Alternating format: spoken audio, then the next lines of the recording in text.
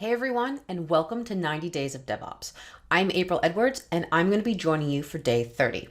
Today we're going to talk about how GitHub builds GitHub with GitHub. I like to call it kind of eating your own dog food, or a better phrase might be drinking your own champagne. So we're going to talk about how GitHub uses its DevOps practices to do this, how to deliver GitHub to you, the developer. So I've been in tech for over 24 years, and I was in the operational space. I moved into development, and I really got into automation when I was using PowerShell 2.0 was probably my first language where I was automating things in the environments I was working in. Then when I started working with cloud technology, specifically Azure, I really started automating. I got into infrastructure as code and found better ways of working. And for me, that was my trigger into DevOps practices.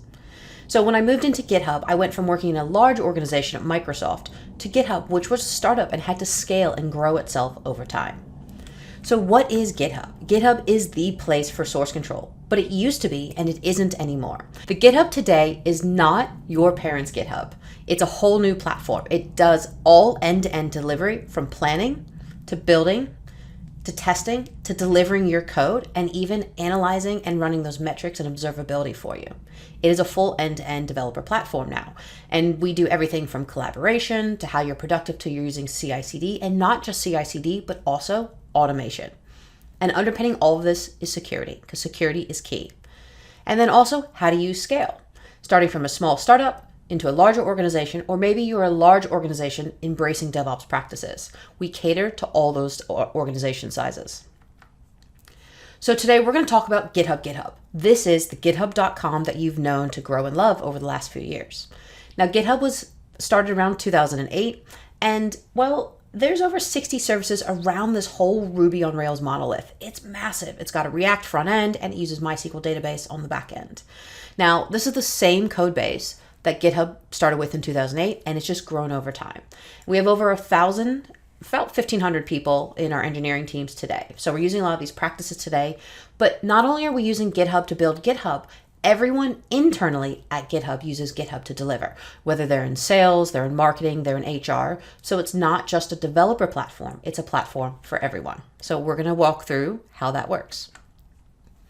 Now, all it takes is a GitHub account to get started.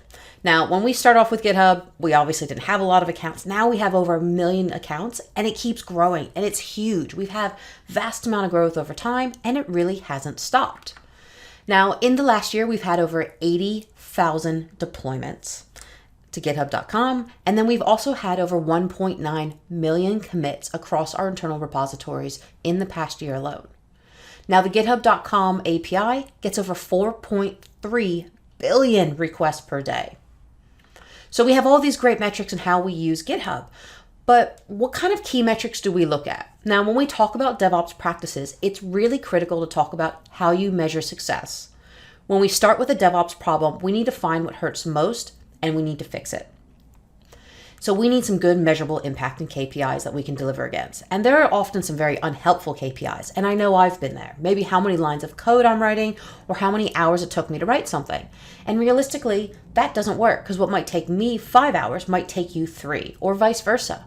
It just depends on the person, the time of day, or any of the above factors and just our life experiences. And the great thing about DevOps practices is we all have different backgrounds and different ways of doing things. And we bring that to the game to make it a better place for everyone. So what kind of metrics do we build and look at for success at GitHub? First of all, performance. Performance is number one, and availability is number two. Because if you as a consumer are not able to use the platform and it's not available to you, then it's not going to help.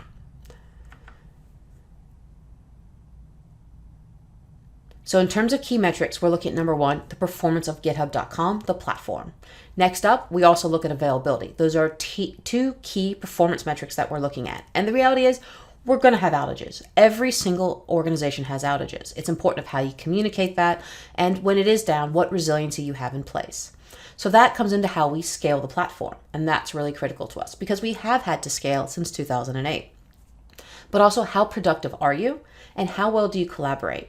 And also, we need to measure how secure we are. So we're going to cover off all these different instances in a bit and see how we do this day to day. Now, I want to talk about collaboration because when we plan anything we do with the DevOps mentality, it involves other people. And people are hard, let's be honest. Again, we all have different backgrounds, we have different experiences, and we all have different ways of working and different ways of life that we come from.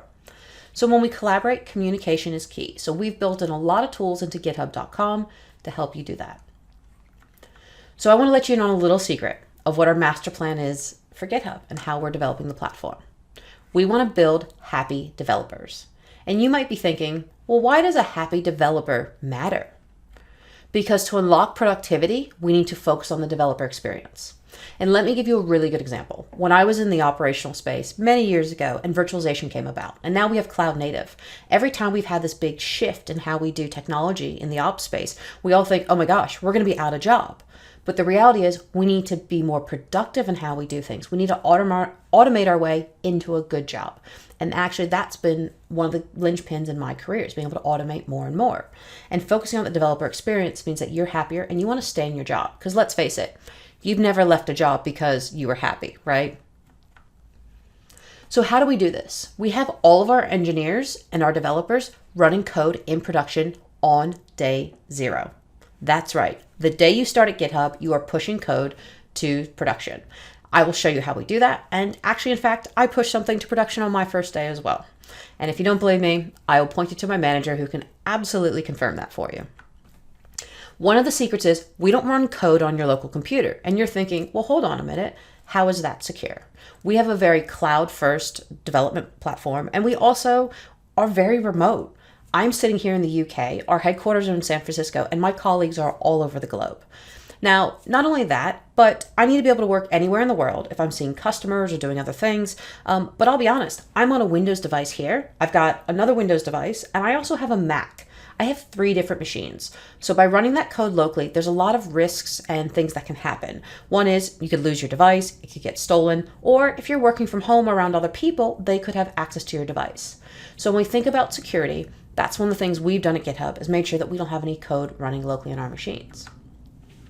Now, at GitHub, when we moved everyone from local environments to the cloud, it took us about 45 minutes to work just to download our code. Because the github.com database and the amount of code is so huge, it takes 45 minutes just to get it downloaded. Now, we've gotten that down to less than 1 minute. So we had to go beyond onboarding our teams. We had to, give kind of infinite compute power and hit those blockers that we face every day as a developer. Now, I've been on so many projects with customers and even myself where I need to run tests locally or do something locally and my machine just heaves or it blue screens, because let's be honest, that's happened. But I run out of compute. So by having almost near infinite compute power, those limitations are removed and we have greater security. And they're constantly updated because we've all been there. We've logged on to work. We're going to be productive today. And all of a sudden our machine's like, you need to run updates. So by not having to run those updates, be able to get started on that day 0, get that code ready to go, I've taken away some of those problems in getting started and getting ready for another project. So when we talk about how we deliver this code, we work in what we call how we work. So when we have an initiative, this initiative could be a quarter or more, it could be 6 months. A lot of these things you might see on our publicly facing roadmap for a lot of our products. These are things that we're looking to get out in the next 3 months, maybe 6 months. Again, it really depends on the type of product and the involvement it needs on the engineering side. Then we develop our epics for about 3 to 6 weeks and kind of think of that as then moving into our batches, which could be almost a sprint cycle, right? And sprint cycles vary per organization and per engineering team, depending on the products. So in a batch, we look to go from a few days to 3 weeks, and then we have tasks within that batch. And that can be from a few hours to a day. We don't like to overload our engineers and take on things that will overgo our sprint cycles. And that's really important because sometimes we get bogged down in the same problem and we get stuck. But let's actually have a look at what github.com looks like behind the scenes. This is it. This is GitHub. This is github.com. This is all the code base that runs the GitHub you know and love. Now, remember, this is a lot of code. So I'm going to show you really simply how I got started on day 0. So normally I go to the green code button and I clone everything locally on my machine. Instead, I'm going to go to a code space and I'm going to go ahead and create a code space on the master branch. Now, I just want you to watch and see how quick this is.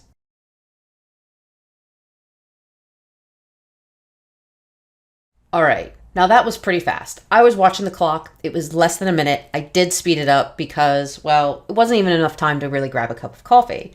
So I've spun up the GitHub code base, And as I'm doing that, if you watched my screen, you notice that I was loading all of a bunch of extensions. Now, there's a couple ways we do this with our code spaces. We build a code space and we use a .dev container file that you can see here on my screen. And we have a lot of dev container configurations for the GitHub because we have different types of engineering teams. But very simply, I want to show you kind of the default one we tend to use. Now, when I spin up a GitHub code space, it is a containerized environment in the cloud that uses a set amount of compute. It's secured, and we can also control what people have access to in really positive ways. So if you think of getting started on any project in a GitHub repository, you have to think about what dependencies you need, what extensions you need, and you have to get started. So not only is it time getting your code ready, but it's getting all those extensions ready. And I'll be honest, you don't always know what extensions you need, or maybe you have other dependencies. Maybe I go to install a cloud native tool and find out I don't have something enabled on my machine, and it just goes downhill from there. But when I look at this devcontainer.json file, I don't have to configure anything. So first off, we give it a name. We've called it our base.com development environment. And that's what I've spun up here. And we have a couple commands that we want to run to help pre-build. Because we have so much code and dependencies, we run what's called a pre-build that spins up this code space even faster. Now, as I'm doing that, we also give people a required amount of compute. We build this into the dev container, but I'll show you how you can do this pretty simply from the GUI. So we can see here that we've also included forwarded ports in our dev container build. And that could be anything from requirements for building a website. You can see port 80, but also maybe if you're doing cloud native development. And if I go down into my ports tab in my terminal here, I can also see my web is enabled here, port 80, and all the other ports that are enabled that I need access to. Also in this dev container build, we put any application ports that we need access to, any port attributes. We declare quite a bit. This is a pretty intense dev container file. Now you can also make them a lot simpler, and I'll show you how that works as well. Now when we go ahead and deploy this, we go ahead and put in some features, but we also give the customization, so VS Code extensions. These are the extensions you're going to need to develop on GitHub. We need some Ruby extensions, we need some linting tools, we need our testing tools all built in here, so that our developers don't have to actually download and install it. There are a few things that we want settings to include and other read-write permissions that our folks will need access to. So these are really important. We're good to go. Now, saying this, while I have those required extensions installed, I also have the extensions I know and love because I am using my GitHub code space, which if you notice looks just like Visual Studio Code. I can sync my settings across. Now, not only do I can work in the browser here, but if I click on the code space here, or you can use the shortcuts, I can open this up in a Visual Studio Code desktop.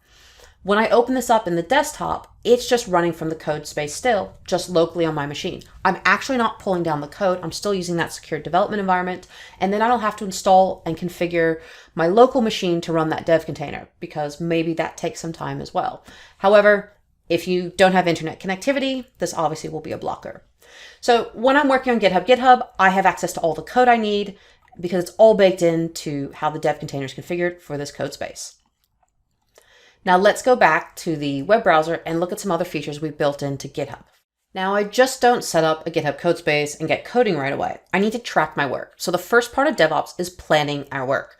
So at GitHub, we use project boards everywhere. So on my screen, you will see a demo project board that I have. And it's divided into swim lanes, kind of like a Kanban board, which I really like. I love this view. So I can see what's on my backlog. I can see items that are ready to work on. I can see items that potentially are in progress, in review, or that actually might be done. Now, I can also assign priorities to these tasks and go to my priority board and see what is actually the priority for the day. I can assign them a P1 priority, a P2, and I can see that actually we might need to look at researching some CI/CD delays in our deployment because that's priority 1 for us. I can also see what items are assigned to my team, but I really like this roadmap view. This shows what we're working on currently and what is due and what's complete. So I can see all these actions here. I can add new items for it, but I get a really good visibility on how this works. And then in my teams board, I can also get a look of what my teams are working on.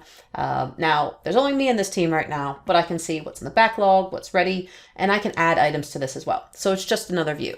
So you really have 3 different views. You have the teams board, you have the swim lanes, and then you also have the roadmap view. So 3 really great views.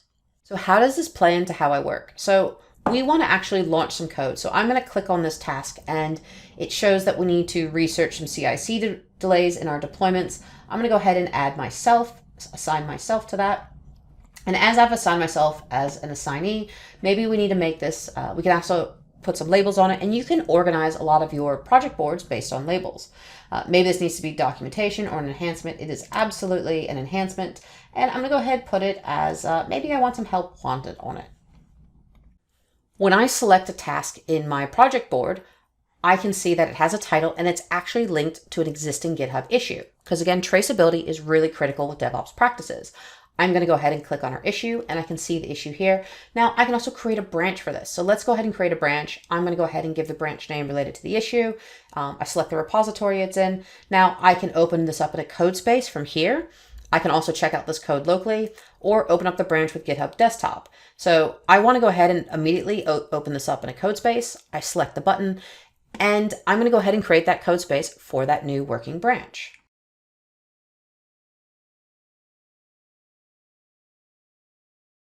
That set up a new code space from that working branch. And we can see this here on the bottom corner where it says editing on a code space, and it's given it fictional meme as its name. They come up with very creative names, by the way.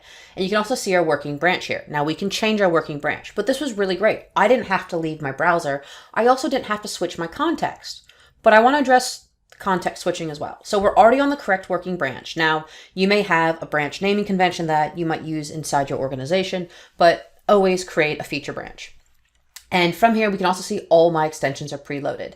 Now, I also have a dev container in this working directory, and it's a pretty simple dev container. So I'm calling an image. It's a dev container image. It's a universal image. It comes pre-baked with a lot of things already, but I need to add a few things. So I have to add some Golang tools because I'm doing some stuff in Golang in this code, and we're going to be writing some Terraform. So I have a couple extensions that I need to make sure are in there.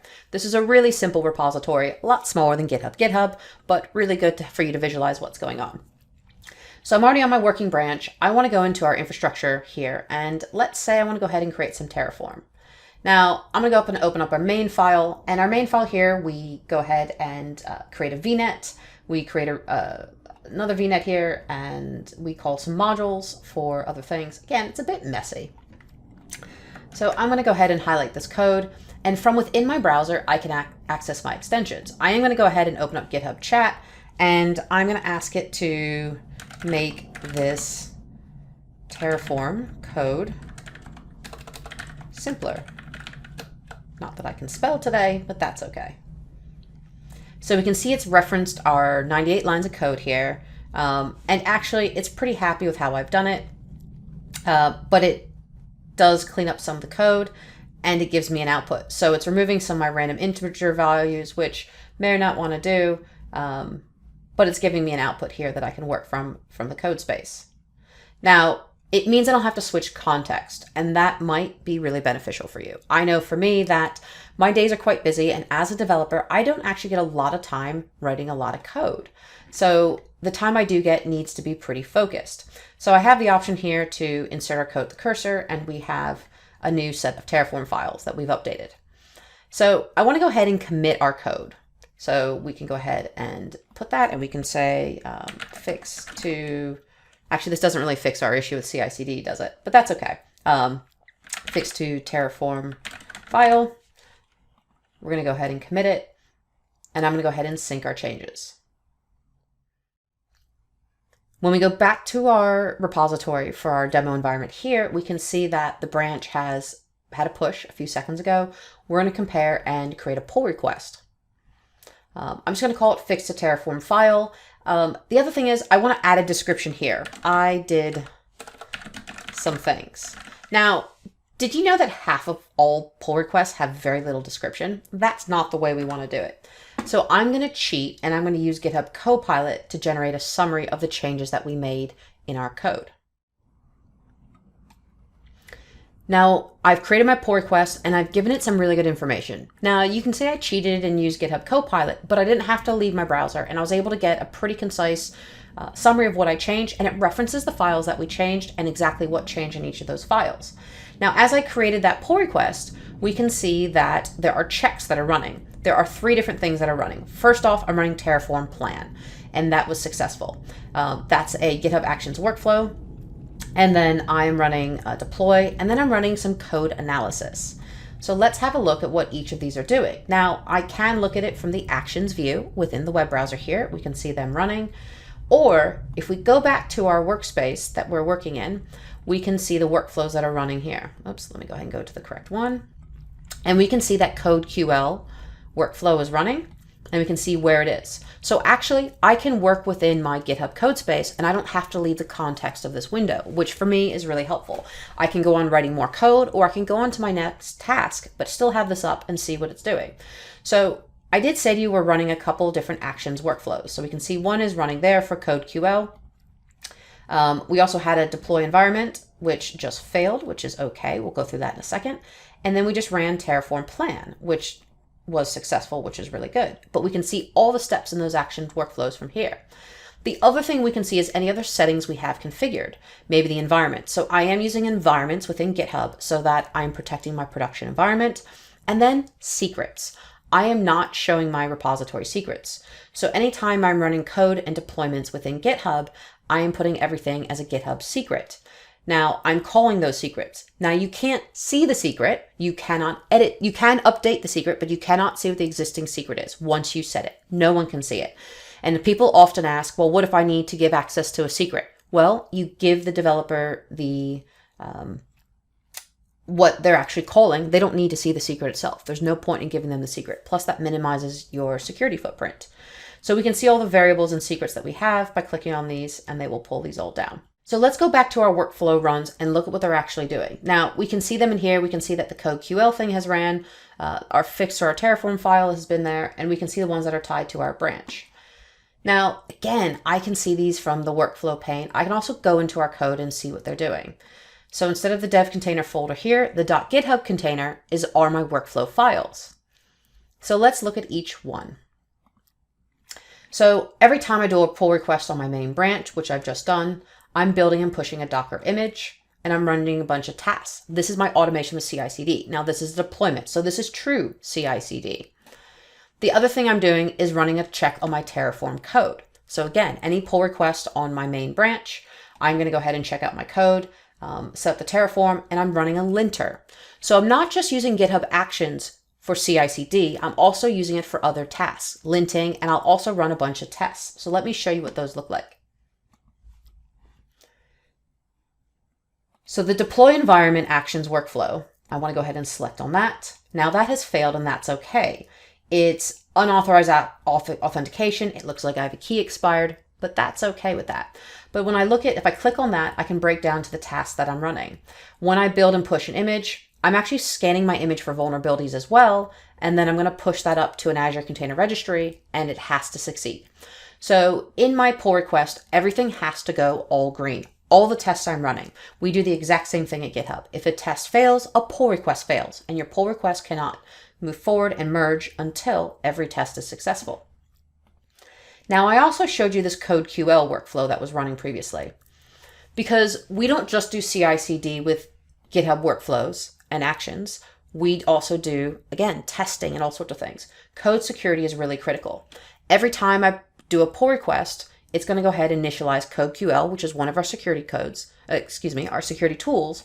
It scans my code as data, and it looks for any discrepancies in my code. It performs an analysis on it. And when it does that, I can also output that, and I can have that on record.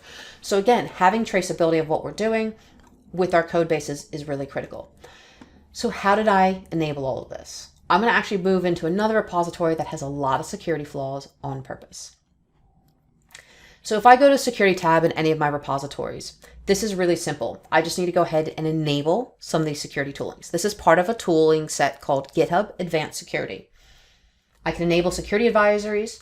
I can enable something called Dependabot. Dependabot is right here. It scans all the dependencies in your code base.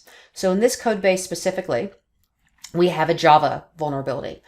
It's flagged it as high for me. I go ahead and click on it.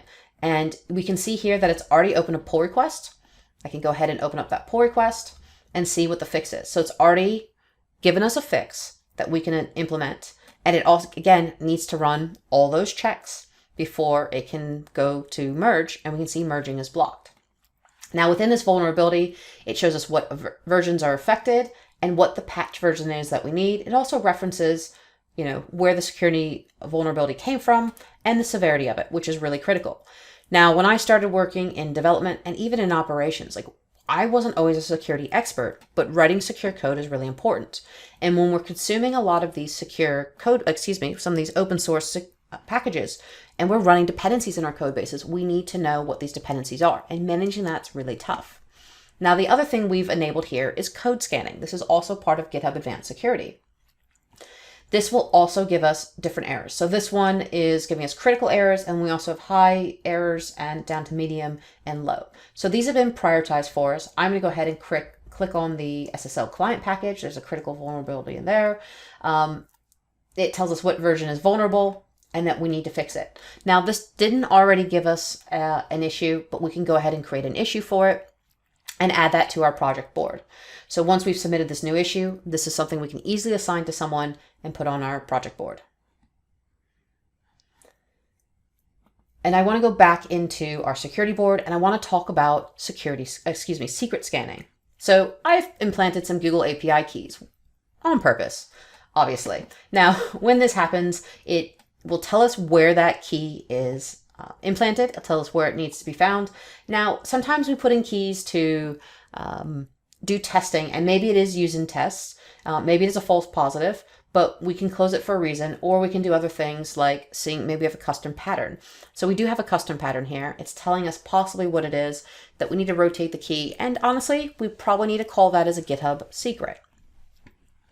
So these are all the security features we build into how we build GitHub.